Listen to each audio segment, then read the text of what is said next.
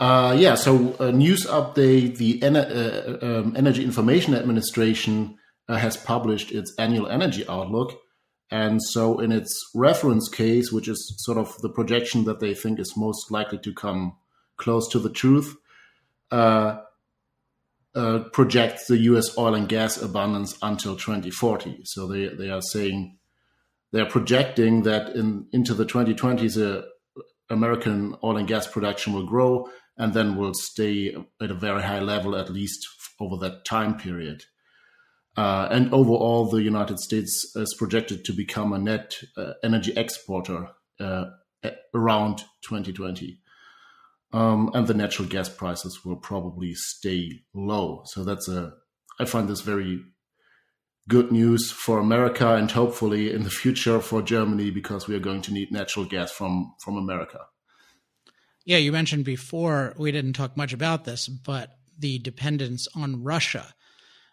And it's what's so interesting about energy and security is that people used to really, really care about energy security, particularly in the 70s and after the 70s, when we had a whole bunch of issues with Middle Eastern oil and just the phenomenon of Europe depending so heavily on Russia for gas. And yet today there's so little appreciation of that. But just imagine a world where Russia can manipulate Germany based on gas. And one thing we see throughout history is that you can manipulate so much based on having access to energy by controlling people's energy supply, particularly in the winter, in a cold place like Germany, or even the summer with things like air conditioning.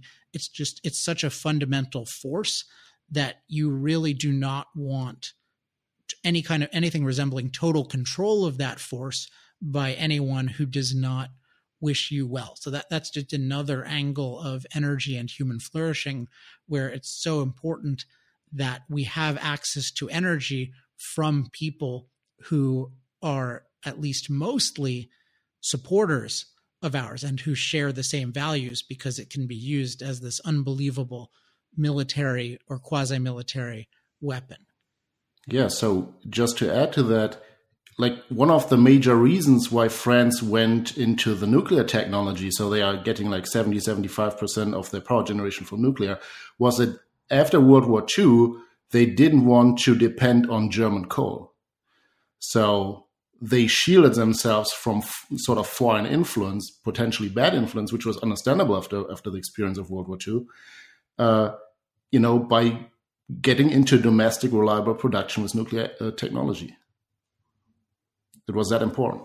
I was just thinking more about the German situation, because after the Fukushima outcry, where once again you have a nuclear quote unquote disaster that, well, in this case is a nature disaster, but then nobody dies from an actual nuclear meltdown, and yet you have all of these reactions to stop using nuclear power. Now, in the case of Germany, there are only a few reliable sources of power, and the three big ones are nuclear, natural gas, and coal. Oil's very reliable, but it becomes expensive because it's so in demand for transportation. And then, you can have wood, but that's very, very limited. And then you can have hydro if you have hydro capability, but usually people are maxing out already on their hydro capability. So really you have these three kinds of options. And it's one thing to go from nuclear to two options, particularly if you have a major coal industry. And what happened is Germany started building more coal plants to account for the lack of nuclear, but now they're getting rid of two of the three reliable sources, and the one that they have a lot of access risk on. So that's really scary. And it's all based on, it's all at least rationalized by faith that the intermittent sources will somehow work. And that's just a totally different thing. Just planning to rely on something that doesn't work anywhere at scale is just so bad. And it's one reason why, I forget if we've talked about this on the show, but we've talked about it internally. The whole focus, if people think that they have ways of making intermittent sources reliable, their whole focus should be on demonstrating that in a significant way. So somehow taking an industrial city of 1 million people or something like that, and really showing, okay, we can power this on 100% solar and wind or something very close to that. And then if you could really show that, and then show that that what made it work there was transferable. So it wasn't just, oh, this was in Arizona and without significant heavy industry, but it was in a place of a kind of normal climate with a lot of industrial activity. If you could show that, that would be a great sign, because it would mean, hey, at least we have another reliable energy technology that we can use. But before you get that, when the technology is still very much in experimental stage everywhere, to mandate it or to plan to rely on it is really, really catastrophic.